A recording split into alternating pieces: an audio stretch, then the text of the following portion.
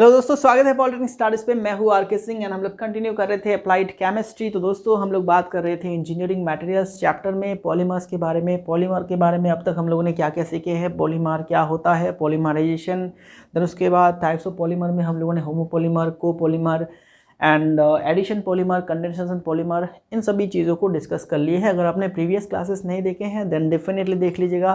तो इसी वीडियो के डिस्क्रिप्शन पे आपको मिल जाएगा अप्लाइड केमिस्ट्री प्लेलिस्ट का लिंक। उस लिंक पे क्लिक करते ही प्लेलिस्ट में चले जाएंगे। प्लेलिस्ट में आपको सारे लेक्चर्स जो है अवेलेबल हो जाएगा, वहाँ से आप कोई भी प्रीवियस लेक्चर जो है देख सकते हैं। एंड उसी प्लेलिस्ट में आपको जितने भी आने वाले क्लासेस हैं वो भी आपको वहाँ पर देखने को मिल जाएगा। ओके, चलो आज हम लोग बात करेंगे टाइप्स ऑफ प्लास्टिक्स के बारे में। ठीक है, प्लास्टिक क्या है दोस्तों? प्लास्टिक्स भी आपका एक पॉलीमर प्रोडक्ट होता है। हम लोग अपने डेली लाइफ में बहुत तरह के प्लास्टिक जो है यूज़ करते हैं।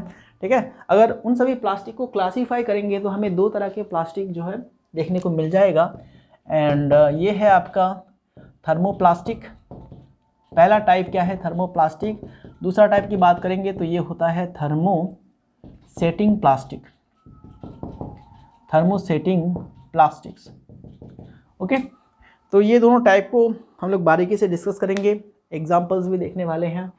एंड इन दोनों के बीच में क्या डिफरेंस होता है वो जनरली पूछा जाता है एग्जाम में बार बार, तो वो भी देखेंगे डिफरेंस। एंड प्लास्टिक के क्या क्या इंग्रेडिएंट होते हैं वो भी देखेंगे।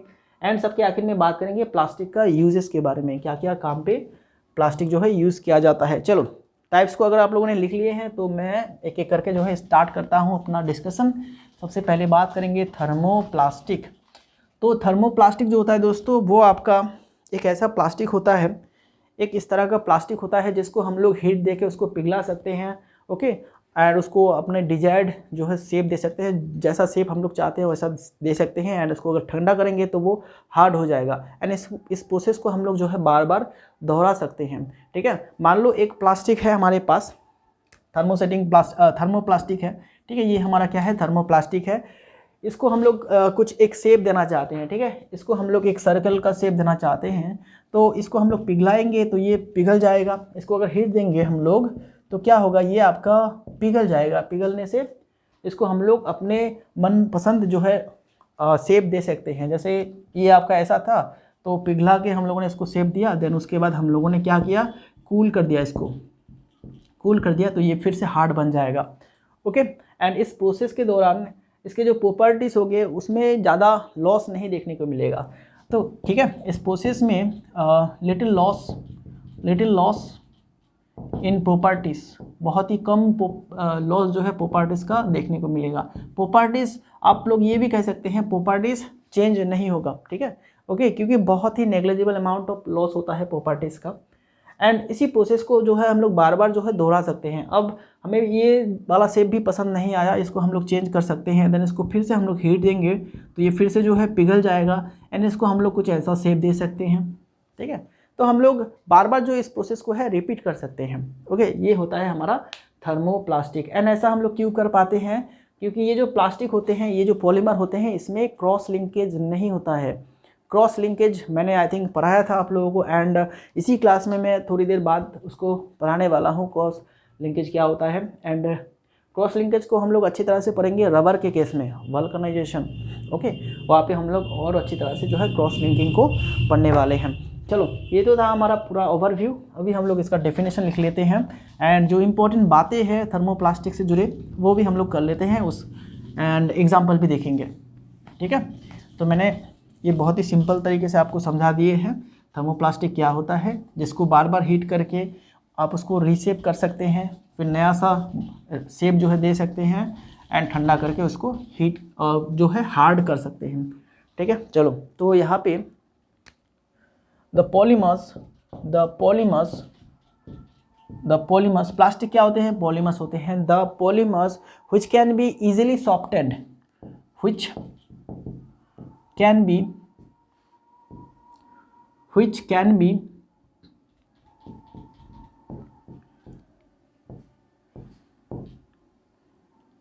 सॉरी, मिस्टेक्स हो रहा है, प्रिंटिंग मिस्टेक्स ज़्यादा हो रहा है आज, कोई बात नहीं। The polymers which can be easily softened by applying heat by applying heat and hardened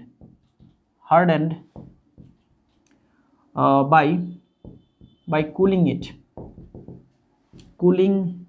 it. Okay, by cooling it, the polymer which can be easily softened by applying heat and hardened by cooling it with a little change in their properties, in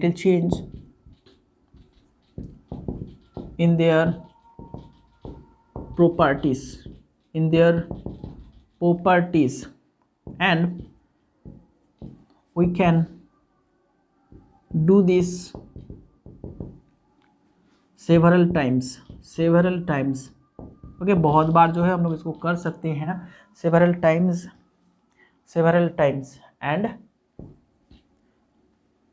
and also it can be received is called thermoplastic. बात समझ में आया? Thermoplastic मैंने आप लोगों को समझा दिए हैं, सिर्फ इसका भी जो है डेफिनेशन लिखा। डेफिनेशन क्या कह रहा है? The polymers which can be easily softened by applying heat and harden by cooling it with a little change in their properties, and we can do this several times, and also it can be received. It's called thermoplastics. Okay, thermoplastics. and ऐसा हम लोग क्यों कर पाते हैं? because there is no cross linkage in this type of plastics. ठीक है, इन सभी तरह के जो प्लास्टिक है थर्मोप्लास्टिक्स में क्रॉस लिंकेज जो है नहीं होता है। So when we heat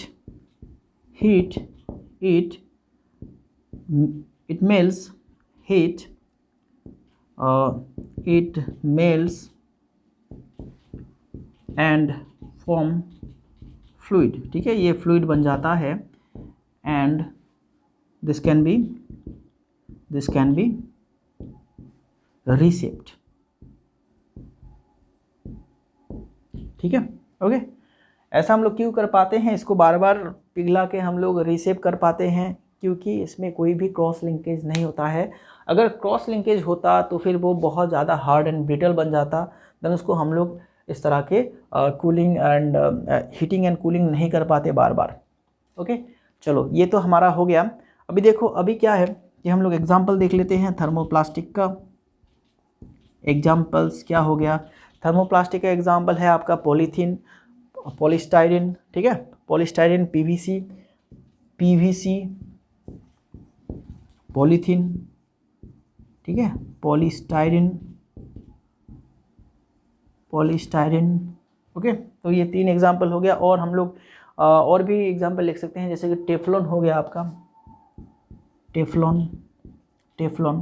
okay, पॉलीप्रोपेन भी होता है, polypropene. Okay, etcetera. This are the example of thermoplastic. Okay, thermoplastic के एग्जांपल क्या क्या है? PVC, polythene, polystyrene, teflon and polypropylene. चलो, प्रोपिलीन नहीं, पॉलीप्रोपेन। अभी नेक्स्ट में बात करते हैं हम लोग थर्मोसेटिंग के बारे में। थर्मोसेटिंग क्या होता है उसको भी देख लेते हैं हम लोग। थर्मोसेटिंग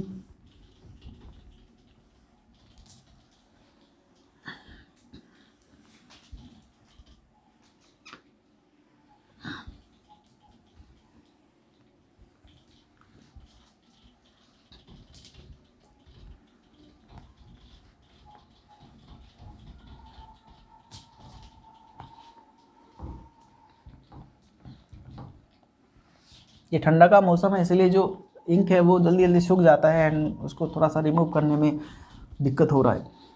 ठीक है, पर कोई बात नहीं, चलो हम लोग कर देंगे इसको थर्मोसेटिंग प्लास्टिक्स।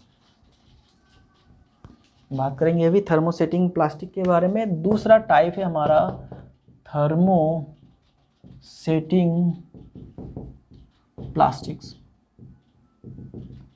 थर्मोसेटिंग प्लास्टिक, ठीक है। थर्मोसेटिंग प्लास्टिक क्या है दोस्तों? ये जो आपका प्लास्टिक होते हैं इसको सिर्फ हम लोग एक ही बार जो है पिघला के शेप दे सकते हैं, बार बार इसको हम लोग शेप नहीं दे सकते, ठीक है। एक ही बार में जितना हमें देना है, जो भी शेप देना है वो एक ही बार में दे पाएंगे हम लोग। इसका जो शेप है वो चेंज नहीं कर पाएंगे, क्योंकि हीट करने में या आपका क्या होता है, नहीं पिघलता है।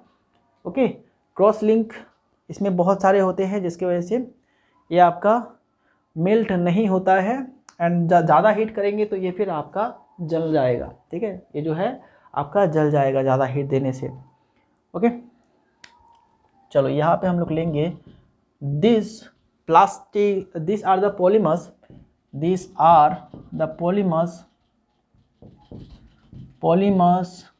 which undergo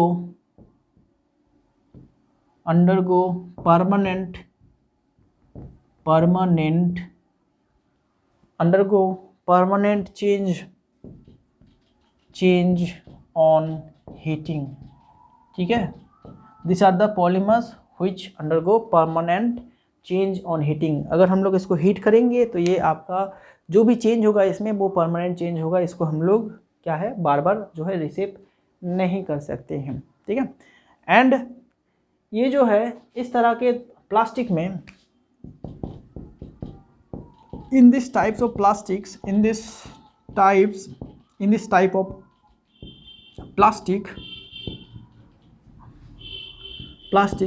there is a number of cross linkage, ठीक है, cross linkage which do not allow the plastic to change or melt, ठीक है, on heating। ओके, इसमें बहुत सारे क्रॉस लिंक होते हैं। जैसे मान लेते हैं दिस इज़ आवर मोनोमर, ठीक है, ये हमारा मोनोमर है। ओके, ये सभी मोनोमर है, बहुत सारे मोनोमर है। इसमें जो है ऐसे लिंक रहेगा, आपस में बहुत सारे ऐसे लिंक रहेगा। दैट इज़ वाई ये जो लिंक्स है दोस्तों, इस लिंक को तोड़ने में बहुत सारा जो है हीट लगता है। ओके, एंड उतना हीट में ये जो प्लास्टिक है वो जलने लगता है, ठीक है। लेकिन थर्मोप्लास्टिक में इस तरह का कोई क्रॉस लिंकेज नहीं होता है, वो आपका लीनियर स्ट्रक्चर जैसा होता है। जैसे कि ये हमारा कुछ ऐसा स्ट्रक्चर हो गया, जो पॉलीमर का स्ट्रक्चर होता है वो आपका लीनियर होता है, ठीक है। तो इसको हम लोग हीट देके जो है रिसेप कर सकते हैं, लेकिन इसको हम लोग रिसेप नहीं कर पाएंगे। थर्मोसेटिंग प्लास्टिक को जो है हम लोग रिसेट नहीं कर पाएंगे। ओके, एंड ये आपका एक ही बार हम लोग उसको कर पाएंगे जब हम लोग इसको मैन्युफैक्चर कर रहे हैं, ठीक है। आफ्टर ये जब ठंडा हो जाएगा, एक बार अगर ये ठंडा हो गया तो फिर इसका हम लोग चेंज नहीं कर सकते हैं। इसका जो शेप है उसको चेंज नहीं कर सकते हैं, वो आपका परमानेंटली जो है रिजिड बन जाता है, ठीक है। ओके, चलो ये था हमारे थर्मोसेटिंग प्लास्टिक के बारे में। अगर हम लोग बात करें एग्जाम्पल के बारे में, तो सबसे बढ़िया एग्जाम्पल जो है ओके ये होता है आपका बैकेलाइट, ठीक है। जो प्रेशर कुकर का जो हैंडल होता है दोस्तों, ठीक है, प्रेशर कुकर का जो हैंडल होता है, देखिए वो आपका एक रिजिड होता है। उसको आप अगर गर्म करेंगे तो वो पिघलेगा नहीं, वो जलने लगेगा। एक मैक्सिमम अमाउंट ऑफ हीट देने के बाद वो आपका जलने लगेगा, उसको पिघला नहीं सकते आप। लेकिन अगर बात करें पीवीसी पाइप्स, जो कि वाटर सप्लाई के लिए जो पाइप्स यूज़ होते हैं, रनिंग वाटर सिस्टम घर में लगाने के लिए जितने भी सफ़ेद टाइप के पाइप यूज़ होते हैं, उसको आप लोग गर्म करके जो है उसको आप बेंड कर सकते हैं, उसका शेप जो है चेंज कर सकते हैं। आप लोगों ने देखा होगा, ठीक है। अगर आप लोगों ने कहीं पे पाइप का काम देखा होगा तो वहाँ पे देखिएगा कि पाइप को गर्म करके पाइप का जो डायमीटर है उसको बढ़ाया जाता है, ठीक है। मान लेते हैं ये हमारा एक लोहे का पाइप है, ठीक है। इस पाइप में जो है एक पीवीसी का पाइप जो है सेट करना है इसको, ठीक है। तो हम लोग क्या करते हैं कि इसको यहाँ पे हीट देते हैं, इसको गर्म करते हैं। इसको गर्म करने के बाद यहाँ पे इसका जो डायमीटर है, यहाँ पे एक डंडा घुसा के इसको ऐसे घुमाते हैं, एंड इसका जो डायमीटर है वो बड़ा हो जाता है, देन उसके बाद इसको हम लोग यहाँ पे सेट कर सकते हैं। ठीक है, ऐसे हम लोग उसको जो है सेट कर देते हैं। ओके, तो ये होता है थर्मोसेटिंग प्लास्टिक में, पीवीसी में, लेकिन थर्मोप्लास्टिक में। एंड बैकेलाइट जो है वो आपका थर्मोसेटिंग प्लास्टिक है, उसको एक बार शेप दिया जा सकता है, बार बार उसका शेप जो है चेंज नहीं किया जा सकता। ठीक है, तो बैकेलाइट हो गया एक एग्जांपल, देन उसके बाद मेलामाइन हो गया, मेलामाइन। ठीक है, बैकेलाइट, देन मेलामाइन, और है आपका melamine formaldehyde resin, formaldehyde resin. तो रेजिन का कुछ भी अगर आप लोगों ने काम देखा होगा, रेजिन का अगर कोई भी काम देखा होगा तो वहाँ पे देखिएगा वो आपका परमानेंटली रिजिड बन जाता है। उसको आप गर्म करेंगे तो वो पिघल नहीं पिघलेगा, लेकिन वो जल जाएगा, क्योंकि ज़्यादा हीट करने से वो जल जाएगा। Okay, this are the example of thermosetting plastic. ठीक है, चलो अभी चले आते हैं हम लोग डिफरेंस पे। डिफरेंस हम लोग देखेंगे थर्मोप्लास्टिक एंड थर्मोसेटिंग प्लास्टिक के बीच में।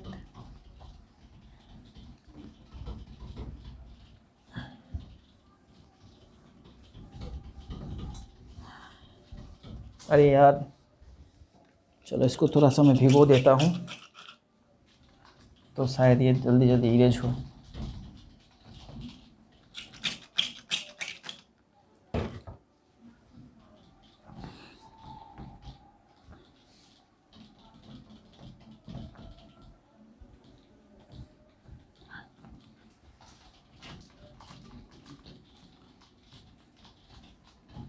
चलो अब हम लोग डिफरेंस देखने वाले हैं। आप लोग हेडिंग लगा लीजिए, difference between thermoplastic and thermosetting plastic. ठीक है, difference between thermoplastic and thermosetting plastic, यहाँ पे हम लोग डिफरेंस देखने वाले हैं।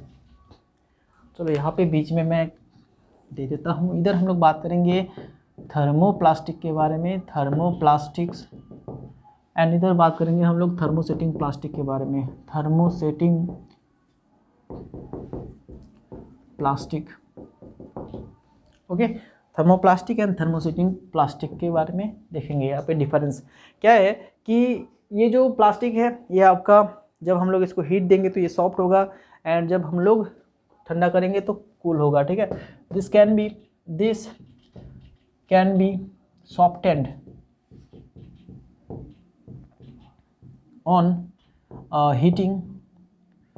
on heating and harden by cooling। ठीक है, okay, this can't be softened on heating, this can't be softened on heating। Okay, ठीक है, पहला डिफरेंस तो यही हो गया कि हम लोग थर्मोप्लास्टिक को जो है हीट देके उसको पिघला सकते हैं, सॉफ्ट कर सकते हैं, एंड ठंडा करके उसको हार्ड कर सकते हैं। लेकिन वो वाला जो है थर्मोसेटिंग, उसको हम लोग सॉफ्ट नहीं कर सकते हैं। ठीक है, एंड यहाँ पे अगर हम लोग इसको सॉफ्ट कर पाएंगे तो दिस कैन बी रीमोल्डेड। ठीक है, रीमोल्डेड और रीशेप्ड, हम लोग इसका शेप जो है चेंज कर सकते हैं। ठीक है, एंड यहाँ पे इसका उल्टा लिखेंगे, दिस कांट बी रीमोल्डेड। अच्छा, मोल्डेड जो स्पेलिंग है दोस्तों वो MOUL भी होता है, MOL भी होता है, remoulded. Okay, this can't be remoulded और रिसेप्ट। ये हो गया दूसरा डिफरेंस। बहुत ही सिंपल डिफरेंस मैं आप लोगों को लिखा रहा हूँ।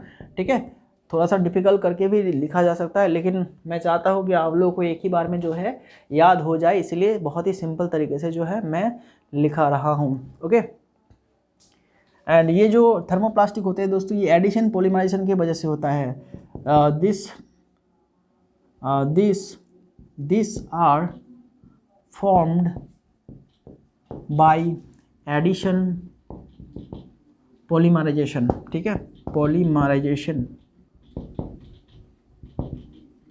ओके, दिस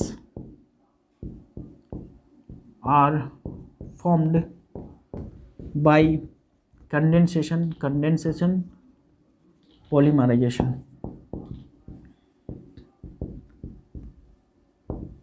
ओके, इसको कौन से प्रोसेस से बनाया जाता है? एडिशन पॉलीमराइजेशन, एंड उसको बनाया जाता है आपका कंडेंसेशन पॉलीमराइजेशन। ओके, ठीक है ना। And this are less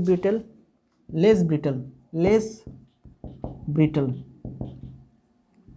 okay, these are less brittle and maybe sometimes flexible। ठीक है, ये कभी कभी जो है फ्लेक्सिबल भी होता है, थोड़ा सा फ्लेक्सिबल होता है ये। ओके, ठीक है। And this are more brittle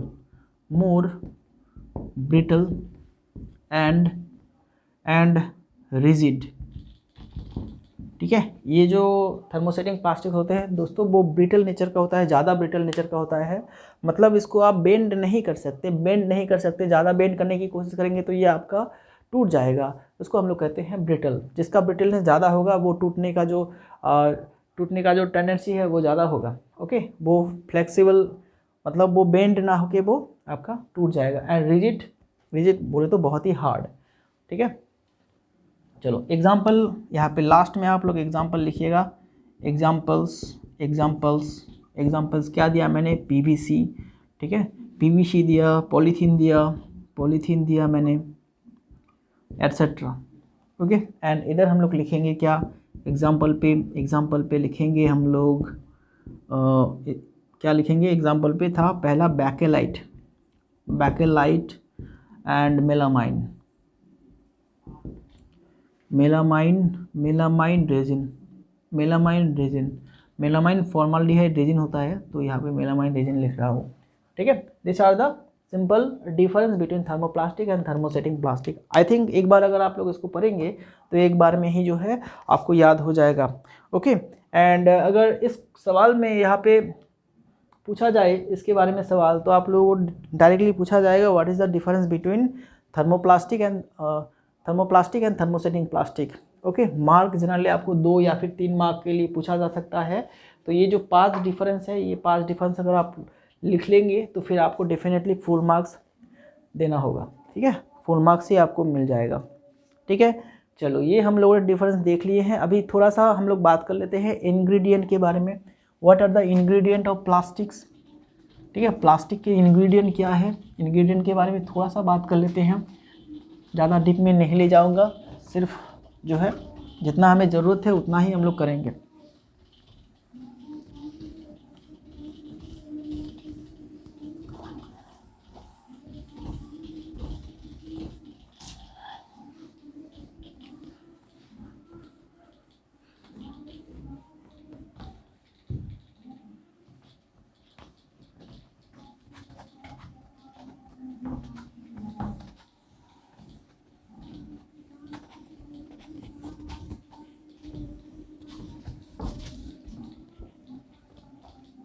चलो अब हम लोग बात करने वाले हैं इंग्रेडिएंट ऑफ प्लास्टिक के बारे में। प्लास्टिक में कौन कौन सा चीज़ जो है प्रेजेंट होता है, कौन कौन सी चीज़ से बनाया जाता है।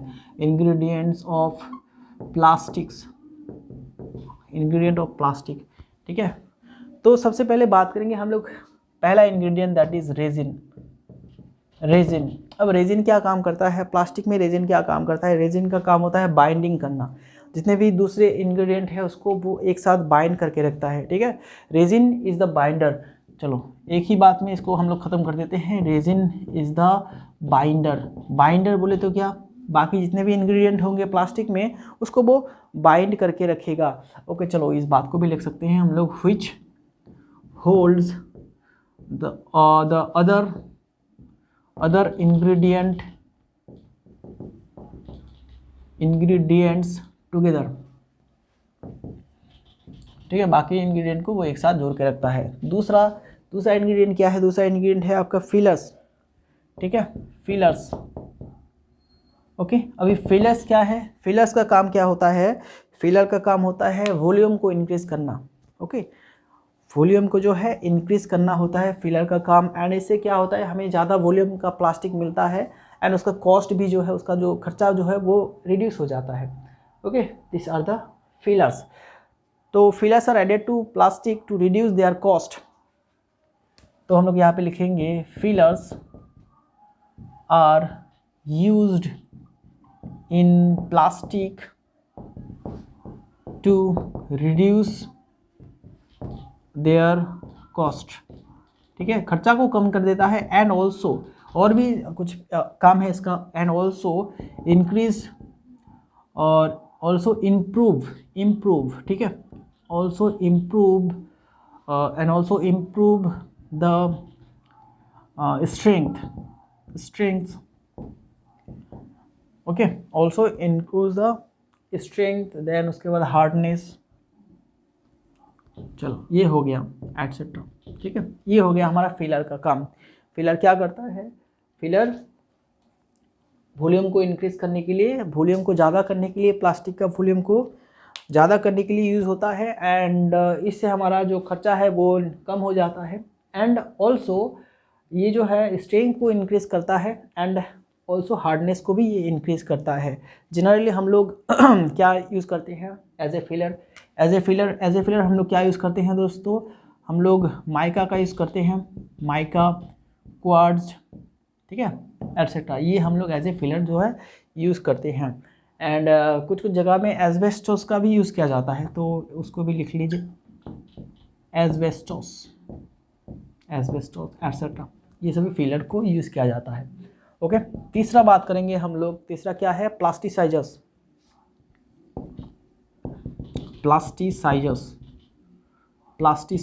अब ये प्लास्टिसाइजर्स क्या होता है दोस्तों, प्लास्टिसाइजर्स इसका काम होता है जो प्लास्टिक का जो क्वालिटी है उसको आपका सॉफ्ट रखता है। ओके, दे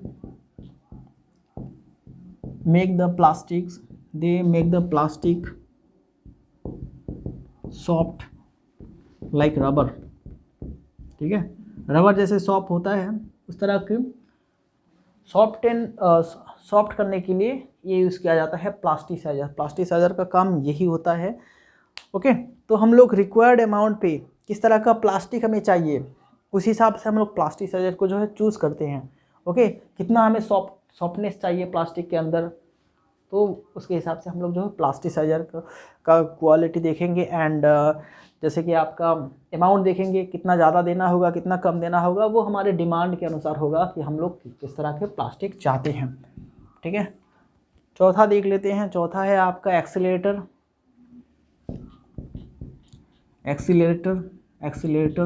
ठीक है, एक्सीलरेटर का काम क्या होता है, जो पॉलीमराइजेशन प्रोसेस है उसको फास्ट करने के लिए। Okay, they are used to fasten the polymerization process। ठीक है, ओके, पॉलीमराइजेशन प्रोसेस को फास्टर करने के लिए, ज़्यादा जल्दी से करने के लिए हम लोग एक्सीलरेटर का यूज़ करते हैं। एंड एक्सीलरेटर में जनरली आपका क्या यूज़ होता है, एक्सीलरेटर में जैसे कि हाइड्रोजन पेरोक्साइड यूज़ होता है। ओके, हाइड्रोजन पेरोक्साइड, और भी बहुत सारे हैं जैसे कि आपका जिंक ऑक्साइड है, ZnO। ठीक है, तो ये कुछ एक्सीलरेटर है जो कि हम लोग यूज़ करते हैं पॉलीमराइजेशन जो प्रोसेस है उसको फास्ट करने के लिए। ओके, एमोनिया भी यूज़ करते हैं, बेंजोइल पेरोक्साइड भी यूज़ करते हैं, तो आप दो लिख लीजिए, NH3 etcetera, this are enough. Okay, चलो तो पांचवा देख लेते हैं। एक्सीलरेटर के बाद आता है आपका pigments. They give colour to plastic. ठीक है, ये जो पिगमेंट का काम होता है प्लास्टिक का कलर देने में। ठीक है, पिगमेंट क्या देता है, प्लास्टिक को कलर देता है। This are the colouring material. जो भी हम लोग कलरिंग मटेरियल यूज़ करते हैं उसको हम लोग पिगमेंट्स कहते हैं। ठीक है, इसका काम होता है पिगमेंट। अब हम लोग जिस तरह के कलर चाहेंगे प्लास्टिक में उस तरह के पिगमेंट्स यूज़ करेंगे। चलो छठा देख लेते हैं हम लोग,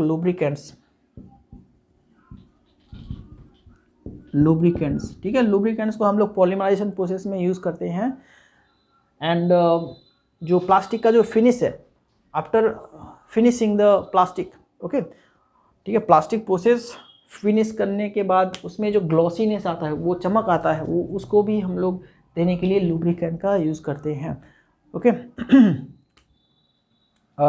चलो ये भी लिख लेते हैं। They are used to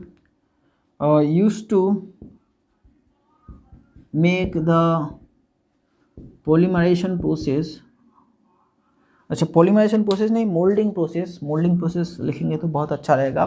this are use to make the moulding process easier and also to give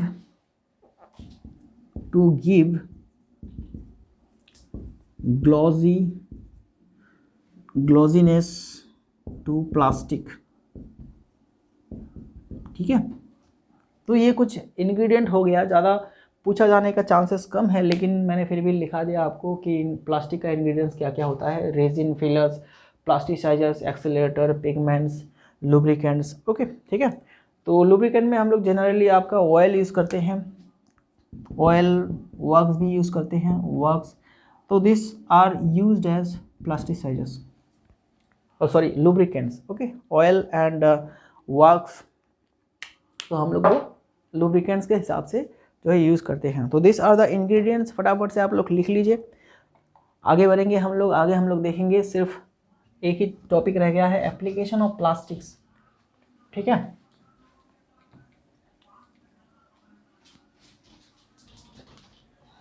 इसको फिर से भिगोना होगा यार।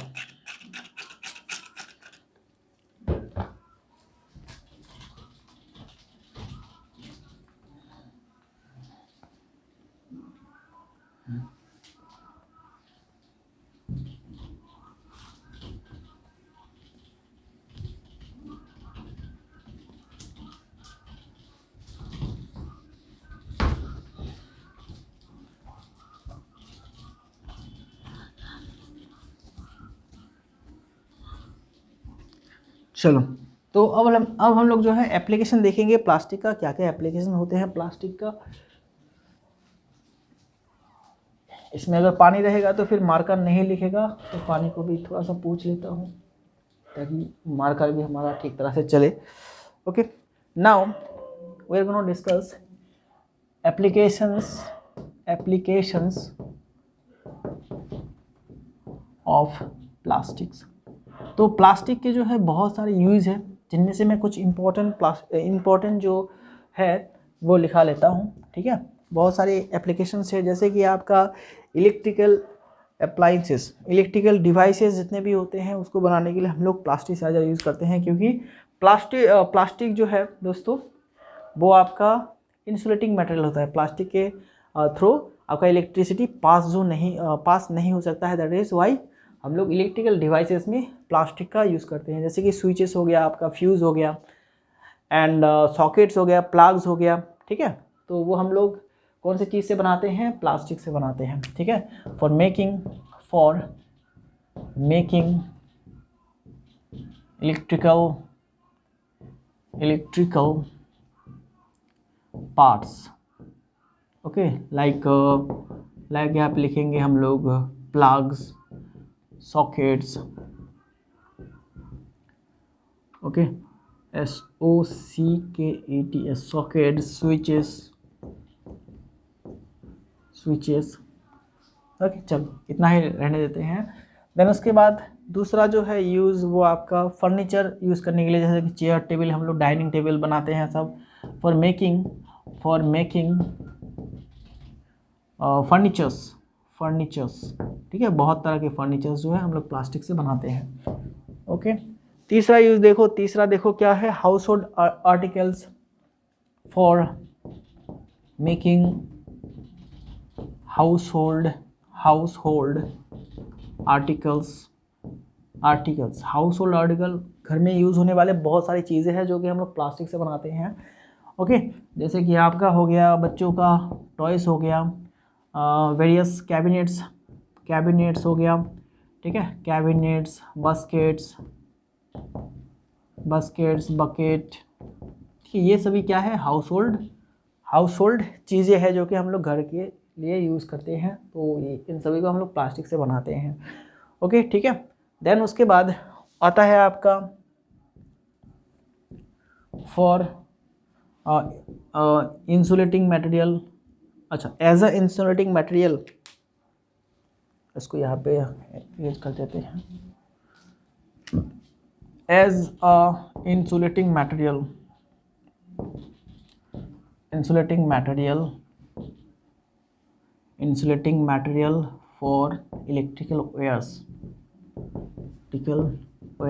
तार में जो तार में जो आपका इंसुलेटिंग कवर रहता है ना तार के चारों ओर, वो भी हम लोग प्लास्टिक से जो है बनाते हैं। ओके, देन एक और बेहतरीन यूज़ हो गया आपका फॉर वाटर सॉफ्टनिंग।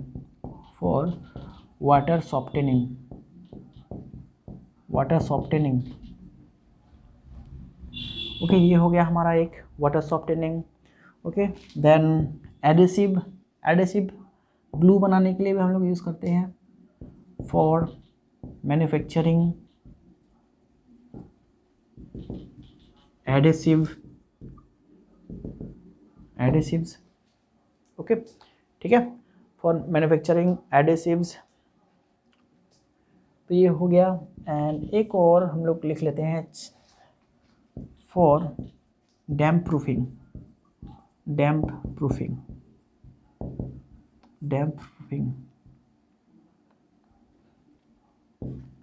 ठीक है। तो ये कुछ हमारा यूजेस हो गया। इसके अलावा भी बहुत सारे यूज़ है, आप अगर आजू बाजू देखेंगे तो प्लास्टिक का बहुत सारे यूज़ आप लोग देख सकते हैं। तो मैंने यहाँ पे कुछ लिखाए हैं, अगर आपको एग्ज़ाम में पूछा जाए तो आप और भी कुछ एप्लीकेशन जो है अपने आप लिख सकते हैं। ओके, तो ये हो गया हमारा एप्लीकेशंस। अभी अगर हम लोग बात कर लेते हैं कुछ डिसएडवांटेज के बारे में, डिसएडवांटेजेस कि क्या क्या डिसएडवांटेजेस हो सकता है प्लास्टिक का। ओके, सबसे पहला तो ये है, कुछ प्लास्टिक जो होते हैं वो हाई कॉस्ट का होता है, बहुत ही इसका ज़्यादा कॉस्ट होता है। ओके, देन ये आप इसका एक प्रॉपर्टी रहता है कंबस्टिबिलिटी, मतलब ये हीट में जो है ज़्यादा हीट देने से ये आपका जल जाएगा। ओके, ठीक है। देन उसके बाद पुअर डक्टिलिटी। ओके, डक्टिलिटी का क्या है कि आप अगर किसी भी प्लास्टिक मटेरियल को ज़्यादा खींचेंगे तो क्या होगा, वो आपका एक टाइम बाद वो आपका टूट जाएगा। ठीक है, नेक फॉर्मेशन होगा। जैसे कि एक प्लास्टिक का एक ऐसा रॉड है, ठीक है, तो इधर से अगर आप दोनों तरफ से खींचेंगे तो क्या होगा, वो ज़्यादा लंबा नहीं होगा, इसके बदले में क्या होगा कि वहाँ पे नेक फॉर्मेशन होगा। ठीक है, कुछ इस तरह से एक ही जगह पे ऐसे वो पतला हो जाएगा बहुत ज़्यादा, एंड यहाँ से वो टूट जाएगा। ठीक है, लेकिन मेटल के केस में ऐसा नहीं होता है। मेटल रॉड की अगर बात करें तो मेटल रॉड में पहले तो आपका यूनिफॉर्म रेट में वो इंक्रीज होगा, यूनिफॉर्म रेट में वो लंबा होगा, देन बहुत देर बाद जो है वो ऐसे नेक फॉर्मेशन होगा। ठीक है, तो प्लास्टिक के लिए जो डक्टिलिटी होता है वो बहुत ही कम होता है।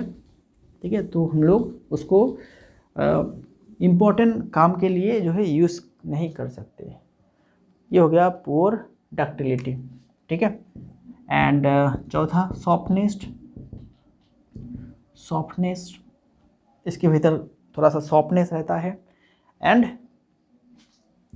इसका जो रेजिस्टेंस रहता है हीट के खिलाफ वो बहुत ही कम रहता है, लो हीट रेजिस्टेंस, ज़्यादा हीट को वो सह नहीं सकता। ठीक है, एंड छठा जो है आपका डिफॉर्मेशन अंडर लोड, ये ज़्यादा लोड भी आपका नहीं सह सकता, डिफॉर्मेशन अंडर लोड।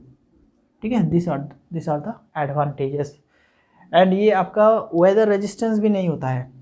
ओके, एक और देख लेते हैं, लो वेदर रेजिस्टेंस। ठीक है, रेजिस्टेंस, ये आपका लो वेदर रेजिस्टेंस होता है इसमें।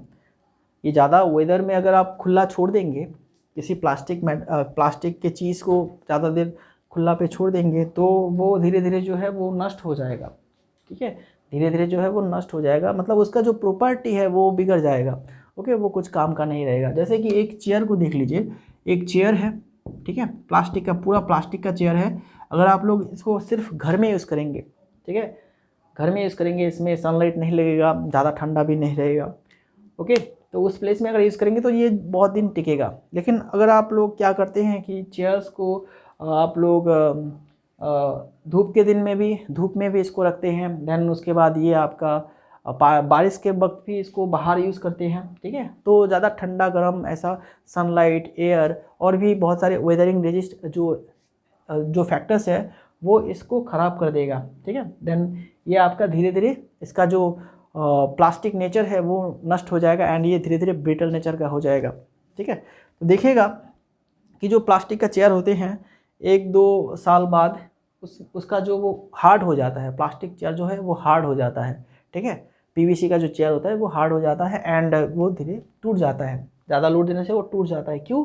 क्योंकि वो धीरे धीरे जो है वेदर की वजह से अपना प्रॉपर्टीज़ को खो देता है एंड ज़्यादा फ्लेक्सिबल नहीं रहता है, वो धीरे धीरे रिजिड बन जाता है। रिजिड ज़्यादा बनेगा तो फिर वो टूट जाएगा, ब्रिटल नेचर हो जाएगा, टूट जाएगा, ओके। तो ये होता है हमारा प्लास्टिक का यूजेस एंड डिसएडवांटेजेस। तो ये सभी बातें आप लोग याद रखिएगा, यहाँ से सवाल जो है पूछा जा सकता है। बाकी हम लोग नेक्स्ट क्लास में बात करेंगे रबर के बारे में। रबर हमारा आखिरी टॉपिक है इस चैप्टर का। देन हम लोग जो है नेक्स्ट चैप्टर स्टार्ट करेंगे फ्यूल्स एंड लुब्रिकेंट्स, ठीक है, ओके। तो बहुत ही जल्द हम लोग उसको भी स्टार्ट करेंगे एंड मेरा इरादा है कि जो दिसंबर महीना है हमारा उसमें हम लोग पूरा रेगुलर क्लासेस करके केमिस्ट्री का सिलेबस को जो है फिनिश करा देंगे एंड एमसीक्यू प्रैक्टिस करेंगे, एमसीक्यू क्वेश्चंस, और उसके बाद जो न्यूमेरिकल प्रॉब्लम्स है केमिस्ट्री से वो भी हम लोग जो है डिस्कस करेंगे, ओके। तो मिलेंगे नेक्स्ट क्लास में, तब तक के लिए अपना ख्याल रखना एंड अपना स्टडी बराबर करते रहना, okay. Thank you very much.